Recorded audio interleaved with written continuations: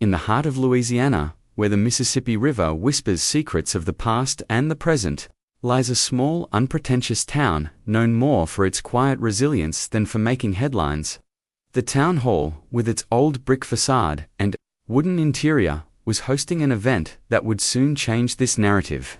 Here, in this space where community decisions were made, an encounter was about to unfold. One that would resonate far beyond the town's borders. It was a typical hot summer day, the kind where the air feels thick and the cicada song is a constant backdrop to life. Donald Trump, now a former president, was in town for a series of community engagements, aiming to reconnect with the American heartland.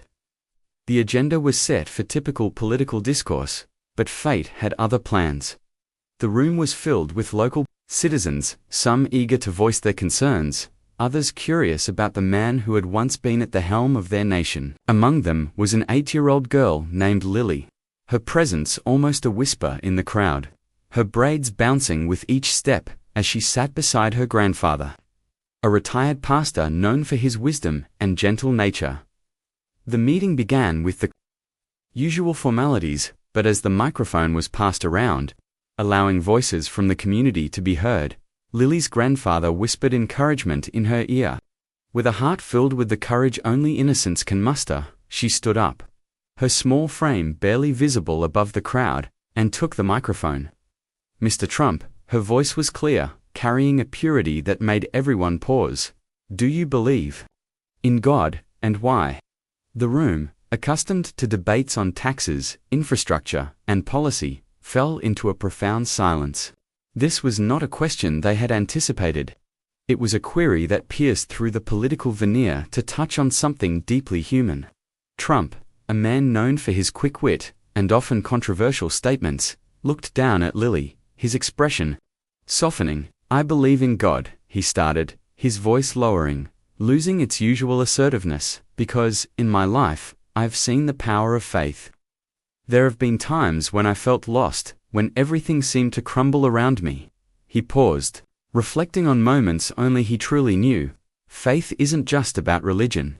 It's about believing there's something more, something that guides us through our darkest nights. Lily listened intently, her eyes wide, absorbing the weight of his words. Trump continued, You see, when I was at my lowest, facing failures that were public and personal, it was faith that gave me the strength to rise again. It's about hope, about knowing that no matter how far you fall, there's a way back, a chance for redemption. His words were not those of a politician, but of a man sharing a piece of his soul. He spoke of his Presbyterian upbringing, of the lessons learned in church, and how, even amidst controversy, he found solace in prayer. It was a revelation, not just for Lily, but for everyone present. The room was no longer about political affiliations. It was a moment of shared humanity. People, regardless of their beliefs or political leanings, felt the sincerity in Trump's voice. Some eyes glistened with tears, others nodded in understanding, connecting with their own experiences of faith, doubt, and redemption. Lily, moved by the sincerity, felt a tear roll down her cheek. It wasn't sadness, but the overwhelming emotion of having stirred something profound.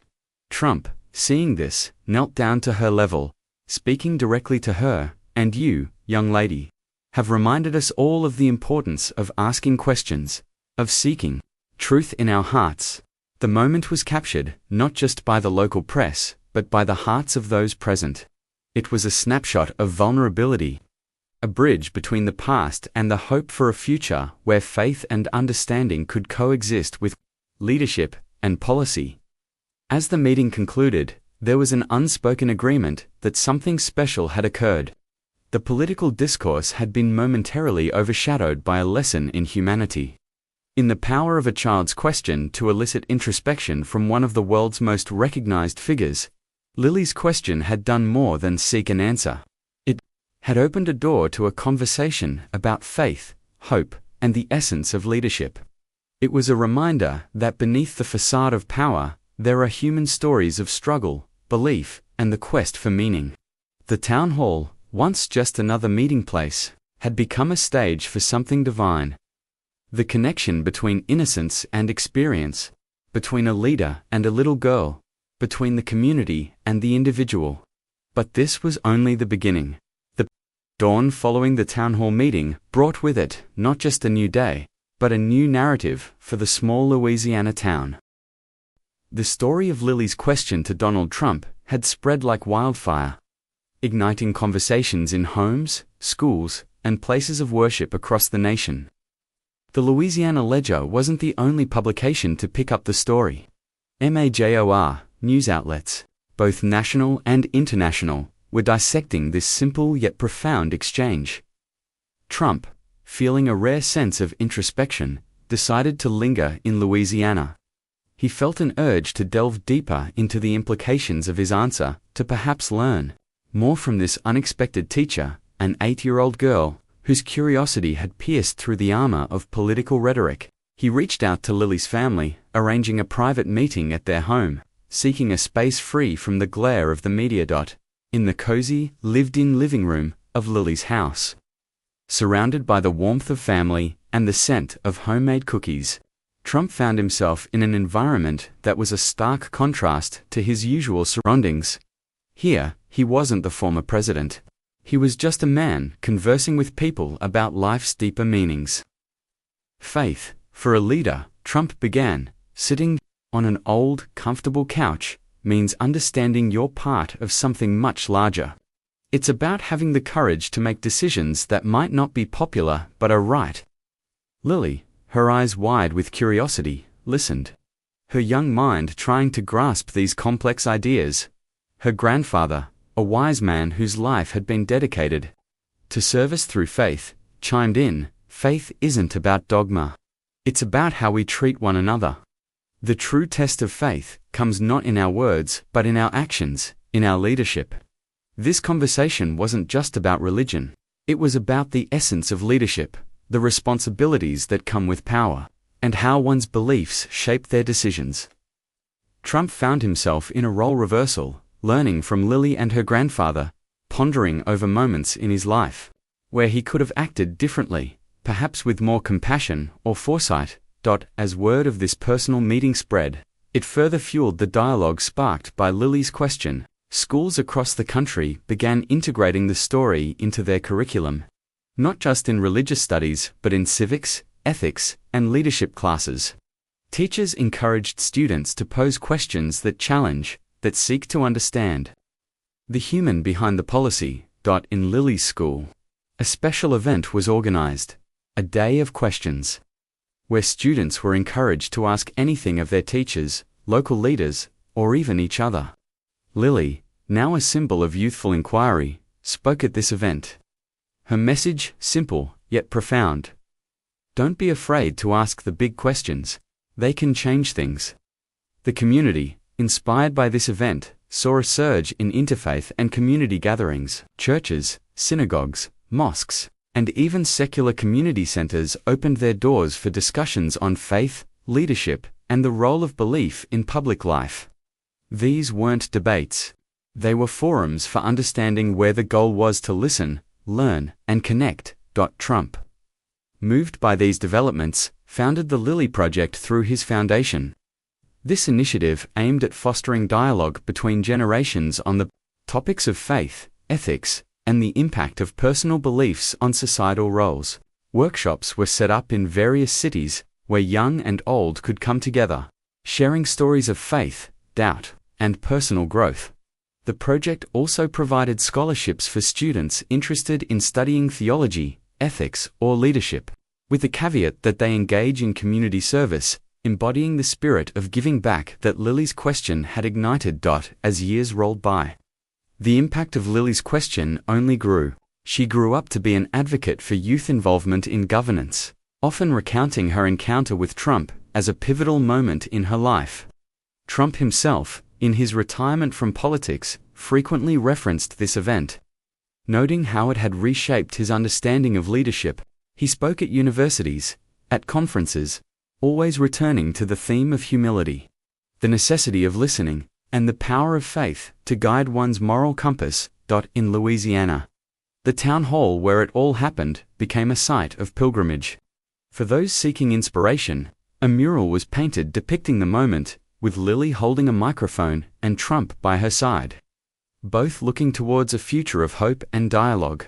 A plaque beneath read, "The day innocence taught wisdom." The ripple effect of that day continued. Political discourse saw a subtle shift, with more leaders openly discussing their personal beliefs, not as a point of division but as a source of common ground. This wasn't just in the United States. Globally, the story of Lily and Trump became a parable for the power of questions, the strength of faith, and the importance of listening. Books were written, documentaries made, all exploring how one child's question could alter the conversation on leadership and belief. These works highlighted how faith, in its many forms, could be a unifying force rather than a divisive one. When approached with respect and curiosity, in Lily's later years, she established a foundation aimed at education, focusing on teaching children the art of asking questions, promoting critical thinking, and encouraging them to engage with their leaders on matters that affect their lives and futures. Trump, in his later speeches and writings, often returned to that day in Louisiana, acknowledging it as a moment of personal growth, where he learned that leadership was not just about leading, but about being led by the wisdom of the young, the insights of the wise, and the purity of innocent inquiry. The story of Lily and Trump transcended their lifetimes, becoming a cultural touchstone reminding future generations of the power of a single, heartfelt question. It was a narrative that underscored the idea that leadership involves not just authority, but vulnerability, not just power, but partnership, and not just policy, but profound human connection. From a quiet town in Louisiana, a legacy was born, one that taught the world that sometimes the most profound answers come from the simplest questions, and that faith, in all its interpretations, could be a bridge to understanding if one was willing to cross it with an open heart and mind in the quiet corners of history, where moments of true connection are often overshadowed by grander tales. The story of Lily and Donald Trump stands as a beacon of hope, a testament to the power of innocence and the wisdom it can impart. This encounter, born from a simple question in a Louisiana town hall, has woven itself into the fabric of our collective narrative, a reminder of the human essence that lies beneath the veneer of power and politics. Years have passed since that day, yet the echoes of their conversation continue to resonate. In towns and cities, in schools and community centers, the legacy of that moment is celebrated not just in words but in action. It's seen in the eyes of children asking questions with a courage beyond their years, in leaders who listen with an open heart, and in communities that strive to understand rather than judge. The mural in Louisiana, with its vibrant colors capturing the moment of unity and introspection, serves not only as art but as a living lesson. It reminds us that from the mouths of babes can come the wisdom of ages, that faith, no matter the form it takes, can unite rather than divide when approached with sincerity and curiosity. As the sun sets over the Mississippi, casting golden hues over the town, it's clear that Lily's question was more than a query. It was a catalyst for change. It taught us that leadership is not just about leading, but about learning, not just about answering, but about asking. It showed that even in our complex, often divided world, there are moments of pure, unifying humanity. Donald Trump, in his later years, often reflected on this event, not as a political figure, but as a man who had been touched by the simplicity of faith and the purity of a child's heart. He spoke of it not to highlight his own journey, but to emphasize the lessons we can all learn from listening, from humility, and from the courage to engage with the profound questions life presents. And Lily, growing into adulthood, carried with her the realization that her question had sparked something beautiful. She dedicated her life to education, to encouraging others to ask, to seek, and to understand. Her foundation became a beacon for young minds, teaching them that their voices matter, that their questions can move mountains, and that faith in ourselves and each other can lead to a better world. Thus, from a moment in time that could have been easily forgotten, a legacy was born. It's a legacy of light, of questions that lead to understanding, of faith that fosters unity, and of leadership that listens.